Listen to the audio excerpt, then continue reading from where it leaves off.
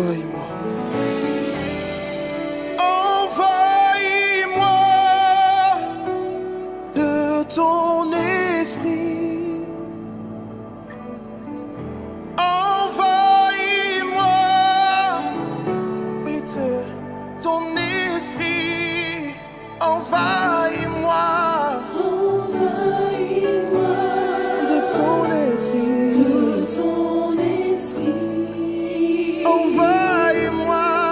Envahis-moi De ton esprit. de ton esprit.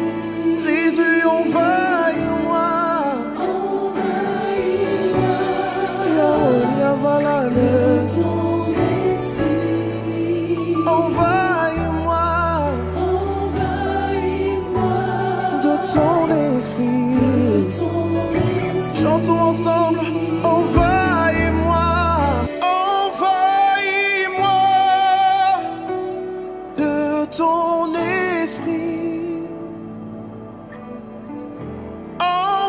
Envahis-moi. Oui, de ton esprit. Envahis-moi. Envahis-moi De ton esprit. de ton esprit. Envahis-moi.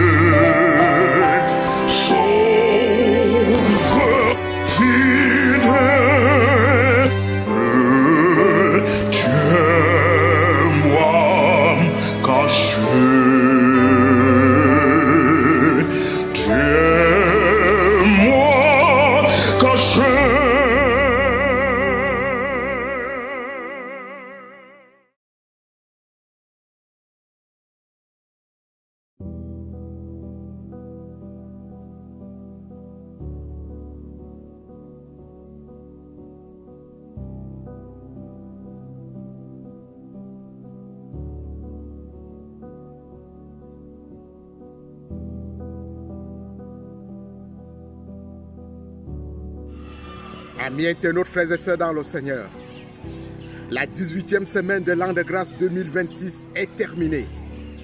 Elle est épuisée. Le grand Dieu du ciel qui a ramené d'entre les morts le grand pasteur des brebis, notre Seigneur Jésus-Christ, a pourvu à tous nos besoins élémentaires.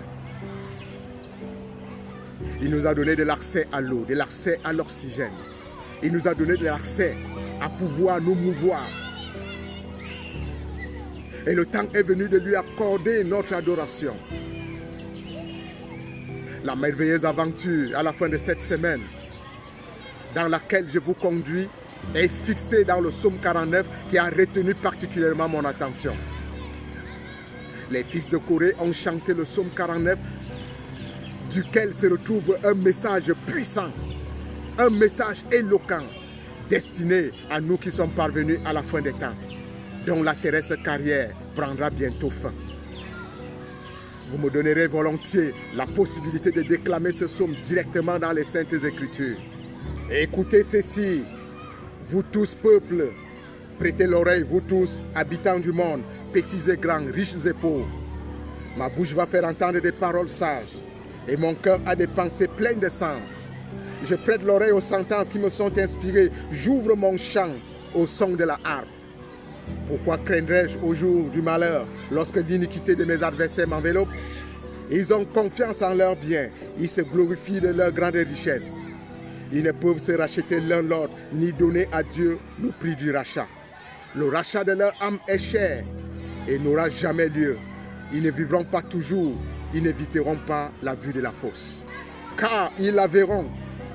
Les sages meurent, l'insensé et le stupide périssent également. Et ils laissent à d'autres leurs biens. Ils s'imaginent que leurs maisons seront toujours éternelles, que leurs demeures subsisteront d'âge en âge, eux dont les noms sont honorés sur la terre. Mais l'homme qui est en honneur n'a point de durée, il est semblable aux bêtes que l'on égorge. Telle est leur voix, leur folie, et ceux qui les suivent se plaisent à leur discours. Comme un troupeau, ils sont mis dans le séjour des morts. La mort en fait sa pâture, et bientôt les hommes droits les foulent aux pieds. Leur beauté s'évanouit, le séjour des morts est leur demeure. Mais Dieu sauvera mon âme du séjour des morts, car il me prendra sous sa protection. Ne sois pas dans la crainte parce qu'un homme s'enrichit, parce que les trésors de sa maison se multiplient. Car il n'emporte rien en mourant, ses trésors ne descendent point après lui. Il aura beau s'estimer heureux pendant sa vie, on aura beau te louer des jouissances que tu te donnes, tu iras néanmoins au séjour de tes pères, qui jamais ne reverront la lumière. L'homme qui est en honneur et qui n'a pas d'intelligence est comme des bêtes que l'on égorge. Les fils de Corée, fins observateurs de la nature humaine, nous conduisent dans un examen sérieux de la situation dans laquelle nous nous retrouvons dans notre terrestre pèlerinage. Nous devons comprendre une chose et la fixer définitivement dans notre conscience, que les biens ne rachètent pas l'âme. L'homme qui est en honneur n'a pas de durée, il finit toujours par clamser. Et même les demeures des riches construites en pierre, construites en marbre, finissent toujours par être détruites. Je pense de cette manière au somptueux palais de Mobutu Sese Seko, là-bas à Badolité, en RDC Congo, qui 20 ans plus tard s'est retrouvé envahi par les arbres sauvages et est devenu un repère de toute espèce de démons et d'oiseaux de mauvais augure. Amis internautes, frères et sœurs dans le Seigneur, ne soyons pas dans la crainte lorsqu'un homme s'enrichit ou lorsqu'un autre se loue des jouissances qu'il se donne. En fin de compte, il n'emporte rien en mourant. Il ne descend pas dans la tombe avec du matériel. Nous n'irons pas dans l'au-delà avec l'or et l'argent. Seul le caractère forgé sur l'œuvre de Christ permettra que les portes d'or du ciel s'ouvrent à la timide poussée de notre main.